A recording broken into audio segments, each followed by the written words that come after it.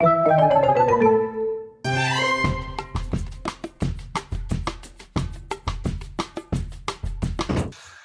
hello and welcome to Bleed Extra. This is the show about advertising and more, which is just regular Bleed, and that's where we actually get interesting characters from the creative industry on, and we talk about insightful, thoughtful topics, as opposed to Bleed Extra, where this is a show about, I don't know how would you describe this? I don't think we can even call it a show. I think a show is a bit of a stretch. It's just you and I wasting everyone's time on a Zoom call. Like every Zoom call wastes everyone's time. Yeah. Yeah. It's a more in-depth view of the industry at large, because I think with Bleed we just talk about we meet these characters and we learn about their experiences. But this is more if you want to know about advertising. This is the more informative portion of the Bleed experience. Quite raw, I would say, quite unprepared, that kind of thing, right? Unprepared, unfiltered. If you want to watch a guy eating a chocolate chip cookie, you've tuned into the right channel. So, okay. Somewhere, someone's up there who's into that sort of thing. Yeah. So I'm Ryan Whyte, freelance graphic designer and a graduate of the AAA School of Advertising. And I'm joined, as always, by Jacque Moodley, art director and fellow graduate of the AAA School of Advertising. Also, chocolate chip cookie aficionado. Somewhat of a sommelier when it comes to the chocolate chips. Sommelier. You're the shameless plug. These are the best cookies in the world. If you never tried them, Nugatelli cookies, they're the ones. They won't help you get a six-pack, but they will be delicious. Okay. My plug for today. Did you just describe yourself as the sommelier of chocolate chip cookies? I did. Oh, I can't think of a better term for it. Okay. Okay. So I'm sure that the 7 people that listen to the show or watch the show on YouTube are sick of these definitions. So I know, yeah, the last 2 episodes have been a little bit, I don't know how we could describe them, slapstick or lowbrow, broad, very, yeah. So I think this will be the last installment of our terms and definitions for now, because I'm running out of definition. I don't think we're running out of definitions. I just think the episodes go south so quickly, and yeah, we're going to lose our 7 subscribers. So this will be the last. In episode 1, we obviously did the history of advertising, which I thought was very insightful. We've done episode 2, our fancy agency, pretty fun. And now we're on the 3rd installment of terms and definitions, and this will be the final. So last week we left off. I've been enjoying it as well. It's been good. Yeah. So last week we left off on Scrum because you had to go for stand-up. You had to be agile. Yeah. And now let's get into the last episode of advertising definitions and terms. So the term I've got in front of me is spot. What is a spot? Like it's the thing that Macbeth's wife had that she just couldn't get rid of. And I'm sure there must be a proactive ad somewhere in the world where she's just like, there's a Vanish bottle in the corner. And it's like, for really tough spots, use Vanish. Out. Damn spot. Out, I say. Vanish Gold. Trust pink, forget stains. Yeah. But another way of looking at it is probably just like, I don't know, a spot of like, you can either put like a spot of color or a spot of varnish on something you've printed out. Yeah. I'm not really with like the printing process, so maybe you can elaborate. Okay, so you're talking about a spot varnish, right? So that's where there's a section that's outlined or a section that's designated, and that will receive a special printing process. So for instance, a UV varnish, gold foiling. Yeah. That I'm kind trying to find here that has that, but nobody prints stuff. A lot of kids' books have like a nice spot varnish. Yeah. on the title or something. You can feel it. It's quite Yeah. nice. So I wasn't talking about that kind of a spot, bro. I was talking about like, you know, and like an airing spot. Yeah. Sorry, we have a disturbance. Yes. Come on in, Cole. Huh? Come say hi. Hey. Hello. What are you playing on PS5, bro? I'm watching Mr. Bean. Mr. Bean. That's Mhm. old school. That's old school. The animated one. Should Yes. watch Beavis and Butthead. I think it's too young for beers and butter. Do you want a cookie? Hmm? What do you want to tell me? I'm done eating my breakfast. Okay, you can play games then. I hope the thing's done. Okay, then bye. Bye. Okay, cool. So spot, bro, TV spot. Oh, the original spot. Yeah. It is what it is, man. It's a TV ad. They call it a spot. They call it a film. They call it a, you know, cinematic masterpiece. That's a TV ad, and there's different durations. There's 30 seconds. There's 15 seconds. I think That's- the term spot came from you obviously had to buy advertising space on a channel. So you had your spot where your ad would fly. Does that sound realistic? I'm making it up, so I don't really know. I'm learning every day. This is informative for me. I think this is an exercise of just informing each other. This isn't for the people at large. This is us teaching each other another thing. That's Okay, all. cool. Okay, cool. So the next definition is channel.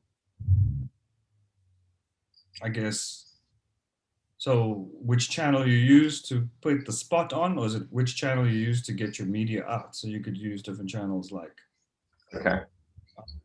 which channel are you referring to? I'm talking about like online channel. Oh, like a social media channel. Is it a channel if it's social media? Isn't it more of a platform? Well, the next definition is platform. Huh? The next definition is platform. Okay, but then a platform also then be a channel. Was a channel.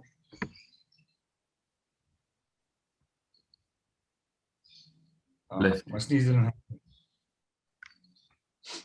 You know, you got a sneeze that's like sitting here and it doesn't want to come out. Yeah. That's happening in my life. Okay, so tell me about your definition of a channel, because I've got another. It sounds like you need a signy tab. Sponsor us, Sinus Tab, because we have sinus issues. 3-in-1, non-drowsy. Okay, so platform isn't just a fancy name for a distribution channel or a service delivered through the cloud. Channels are one-way pipes. Platforms are two-sided networks. It's the difference between Netflix and YouTube. That fucking definition left me more confused Exactly. than I was before. Exactly. Here, So I feel Can like, you give me the hey, can you give me the layman's definition? Because I don't know what the fuck. to be honest, I didn't know. That's why I looked up that definition. I got more confused, and I figured we're doing more of a service by coming up with our fictitious definitions, because the official ones are more confusing than the things that we are spouting out. Okay. So a channel then is like, so I went kayaking on the weekend, which I've never done because I'm fancy now. Yeah. And we were at a place called Thiessen Island, and there's like, it's like, I don't know if it's man-made, but it's like they made avenues of water, right? Which I think is a channel. Well, I don't know what volume of water it has to be, but effectively, I think those are channels. Yeah. And you can decide what body of water to go down to get your message across via kayak or Yeah. speedboat. But either way, it's just an avenue for you to go down to get your shit to the consumer. So what's the difference between a channel or a ravine or an aqueduct or a, you know, those. A rosebud, any other name would smell as sweet. Do you know what I mean? Okay. Okay, so we're going to get into UX. I don't know. I don't know much about UX, man. I always get offered these UX positions, and I'm just like, I don't know what to do here. I'm not going to take it. I Okay. don't know what to do with UX. UX is user experience, right? Yeah. So it's the experience of the user Yeah. based And on how design? a user interface, which is the next definition, UI. So if you have a user interface, it will deliver a certain user experience. You know what's the worst user experience I've experienced recently? This Have you ever tried to connect to the Wi-Fi at an airport? They Mhm. don't want you to fucking connect. They don't want you to connect. They make it very difficult. You put in your email, put in your email, you make up a password, then you try find the login thing, and it's like, let's say everything's on the first frame, right? So it's like email, password, email, verify email, password. But then scroll, login. And then something happens and they go, please verify your email. Then you have to go into your email, verify, come back, put in the login detail. They don't want you to use the internet. They tell you there's free Wi-Fi, but they don't want you to have it. And I think their user experience is shit on purpose. Well, there's a whole bunch of pop-up ads that they expose you to. Yeah, come to Mug and Bean, No? 40 Rand a coffee. It'll be stuff like, I don't know, maybe they just need time to download your details so they could sell them. I don't know. Yeah. Okay, so Really that's an shit. example of a bad user experience and a bad Yes. user interface. Yeah, maybe it's more interface, but the interface creates the experience. Am I right in saying that? So if your interface is shit, you can have a bad experience. Or can your experience fix the interface? Hmm. Is it chicken before the egg situation? Well, I don't know. I don't know which huevos is coming first, but I don't know. Can you be a user experience designer without being a user interface designer? And I think you can. You can, because I've seen there's been positions only UX. So you basically just designing the experience, but so I don't know. It's out there, UI, UX. You can see we don't know what we're talking about. We should chat to UI/UX designer. Can't we get like Izzy on the show or something? Yeah, we can do. We can. We should. And yeah, they get paid quite a bit. So maybe we should go on a course or something, Yeah. be earning that UX UI money, bro. Yo. Okay, so the next one is 404 page. Oh. That's the one when the dinosaur comes up and you can play the dinosaur game. Yeah, exactly. I love the dinosaur game. It's when you can't find a page. Yeah. I don't know why 404 is the error, but like 404. 404. Okay. It's like ludicrous lyrics, bro. Yeah. 404 with the 3 2 1s. 504-972-713. What you gonna do? 812. Okay, so maybe 404 is like an SOS, they use the numeral for, who knows. You're Googling, nice. Thank you. Why is it called 404? Why is it 404 error? Let's do this. A 404 error is often returned when pages have been moved or deleted. 404 errors should not be confused with DNS errors, which appear when the given URL refers to a server name that does not exist. A 404 error indicates that the server itself was found, but that the server was not able to retrieve the requested page. I'm more confused. Okay, so the next term is DNS error. I'm joking, it's not. Okay, I was like, what the fuck? So the next one is backend. It's like when there's a lady. Ooh, I'm gonna get the shit. Let me just stop. Stop right there. Okay, fine. Backend is basically if you've got your website and it's all the stuff you can't see. So it's like all the inner workings and it's your organs, basically. It's the stuff that makes the outside of you work. Oh, okay. That's a better definition than I was going to go with. Okay. What was your definition going to be? Let's not get canceled in our 14th episode. Fair enough. That was a triggering one. Okay. So the next one is bounce rates. Oh, I think I've learned about this recently and then wasn't paying attention in the course that I was doing. but it's how many people leave the website within a certain time. Sounds good. Sounds good to me. I accept. No, that's probably wrong. To be Sounds honest, like they bounce, like they get like, bounce. I'm out. Fuck this website. No, I'm joking. What is the bounce rate? I actually don't know. Okay, cool. I'm just rushing through because I'm sick of this now. Okay, No, we've got. You have to give the viewers something. You have to give all okay. 7 viewers. Bounce It's a rate. single page session. Yeah. Yeah, no, you go. You've Googled it. Go for it. Bounce rate is an internet marketing term used in web traffic analysis. It represents the percentage of visitors who enter the site and then leave rather than continuing to view other pages within the same site. I was right. Yeah, you were right. They bounced. They bounced. Bounced, dude. We should be teachers. Imagine if we were at AAA School of Advertising, we were teaching people shit like bounce rate, UX, UI. They would have the best time. We'd all just go drink at like old parks and like fuck around. Instead, we're giving our services away for free out of the kindness of our hearts. All it takes is a like and subscribe, as Cole says. Yeah. You just met Cole. You just want subscribers. Yeah, bro. Subscribers. Okay, so the next one is. Look at the cookies. If you guys Okay. cookies, these are the ones. You quite like them. Seeing as though you mentioned cookies, I think I'll skip this next definition and I'll go straight on to breadcrumbs. Much like the parable of Hansel and Gretel, breadcrumbs are what's left behind so you can find something in your browsing history. Probably wrong, but that's the best I could come up with. No, that sounds good to me. Okay, but cookies are the same thing, right? Cookies are what websites remember. So when you come back, you don't have to fill in your fucking email address again. Am I Type into wrong? Google. Oh, it remembers that you. Yeah? No, go for it. No, I don't know. I'm asking. Type into No, I don't know. I Google. was asking, am I wrong? Well, I don't know. I actually didn't do the research, but maybe we should type in breadcrumbs versus cookies and see what comes up. Probably Nigella Lawson. Versus Jamie Oliver.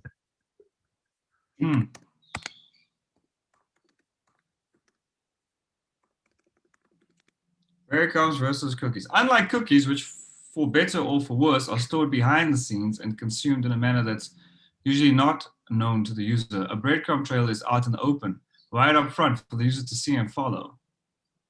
At Promet, we consider cookies to be a must-have on any site, and then we get into an ad. So I don't know what the fuck. It's a graphical control element frequently used as I'm just reading the synopsis. Breadcrumb navigation. So it's a breadcrumb or breadcrumb trail is a graphical control element frequently used as a navigational aid in user interfaces and on web pages. It allows users to keep track and maintain awareness of their locations within programs, documents, or websites. The term is a reference to the trail of breadcrumbs left by Hansel and Gretel, the German fairy tale of the same name. I'm fucking smart. You're nailing this, Hansel bro. and Gretel, bro. Look, You're nailing this. yes, sis. I should be in digital marketing. Yeah. Okay, so the next term is hamburger. Oh, that's that thing, right? It's got like a line and a line and a line. Yeah. And when you click on it, it opens another menu. It's like, cool. Damn, bro, you It looks like a hamburger. You are nailing. Like much like the Hansel and Gretel fable. Much like the fable of the hamburger gremlin. Well, it's also it has its origins in Germany as well, because that's where the hamburger originated from, the city of Hamburg. Oh, but did it? Yeah, that's where the Hamburg is from. So we've got two German I thought it was from inspired terms here. Where did you think it was from? hamburger And also now I bread. thought all hamburgers. Oh, breadcrumbs aren't German. Oh, Hansel and Gretel were German. Yeah. The fucking Germans, bro. It's the Germans. It's the Germans again. Shout out Tommy. Yes, bro. They might have lost the war, but they won the world. Exactly. Okay, so we've Thanks, Germans.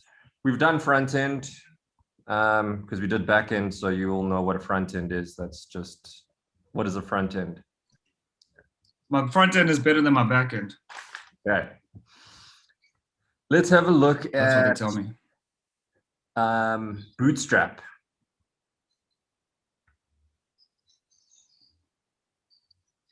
This one I'm not sure about.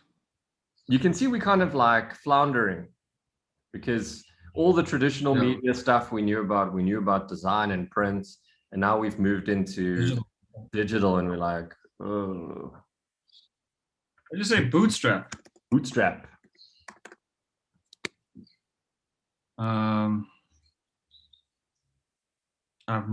Even the definition, I don't understand. Bootstrapping is a self-starting process that is supposed to proceed without external input. I don't think that's the Bootstrap we're talking about. Bootstrap front-end framework, a free collection of tools for creating websites and web applications. Is that the thing? Maybe. I just thought I'd throw it out. I've never heard of this. It sounded cool. Yeah, I've never heard of it. Front-end framework. We've got two more terms. We've got SEO. Okay. Which is what?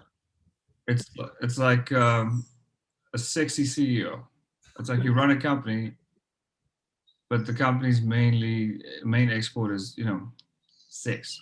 You're sexy executive officer. Also, search engine optimization.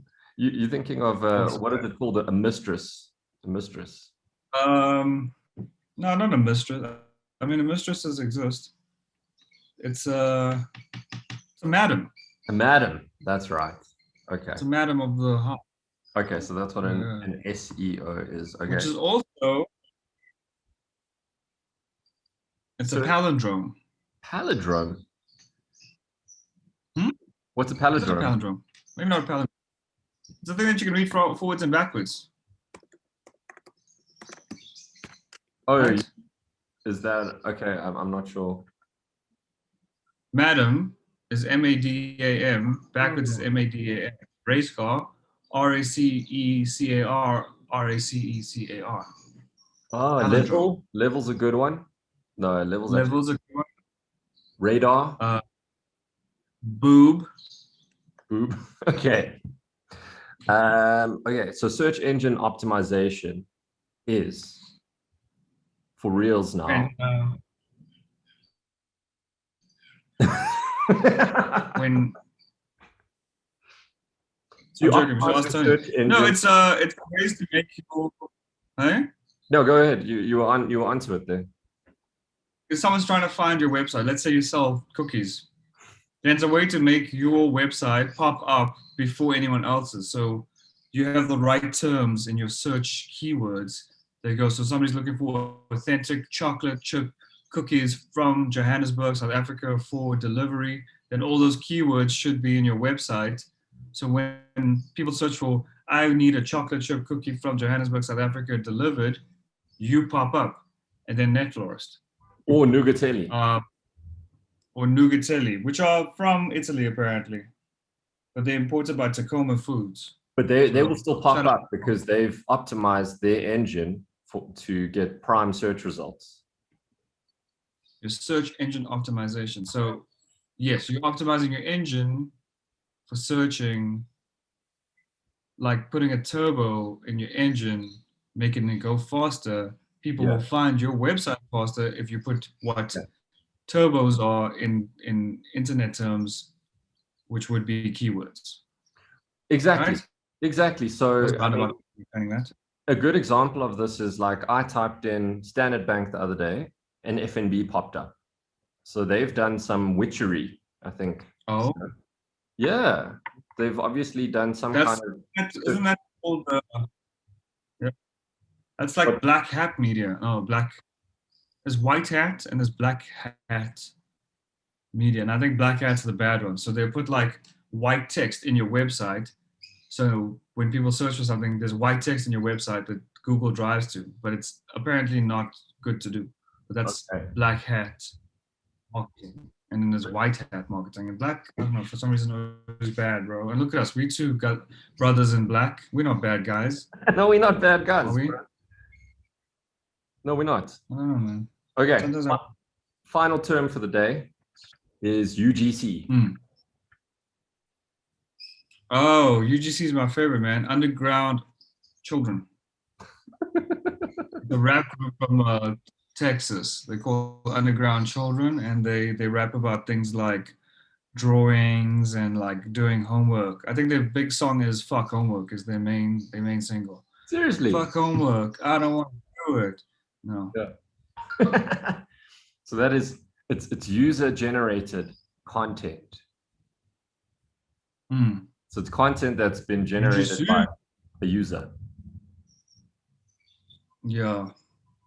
If there's one So- thing I've discovered while we're doing this advertising definitions, terms and definitions, is if you just reverse the word, it sounds like you know it.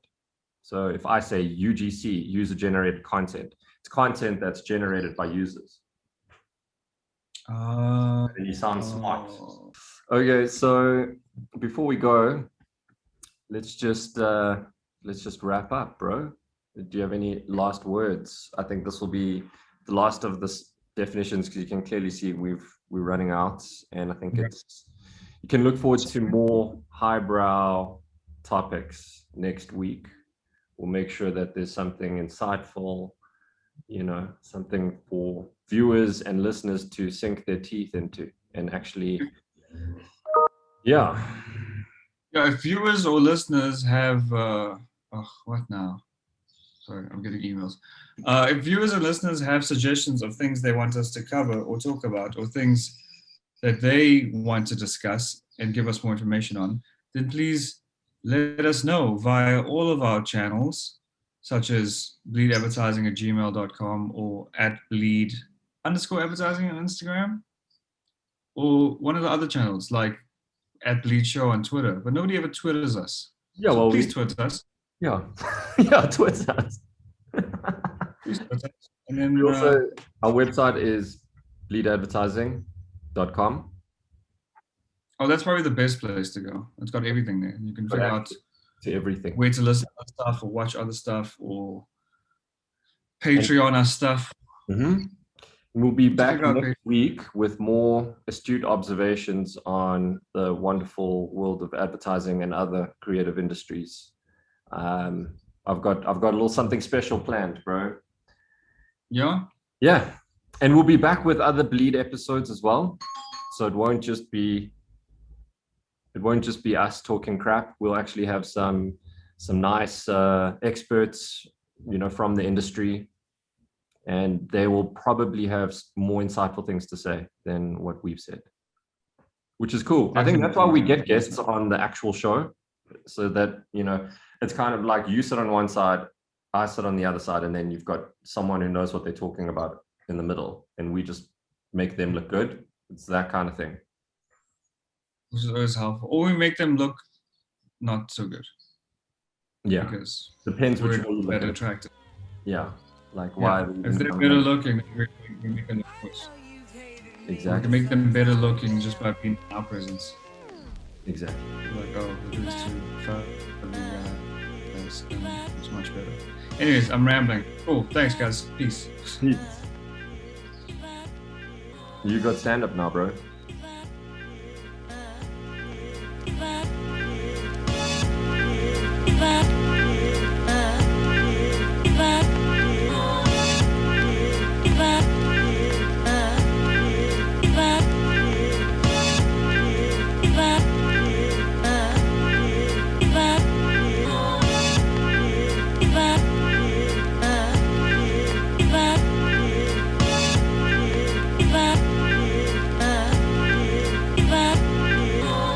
But hate is too strong of an emotion to waste on somebody that you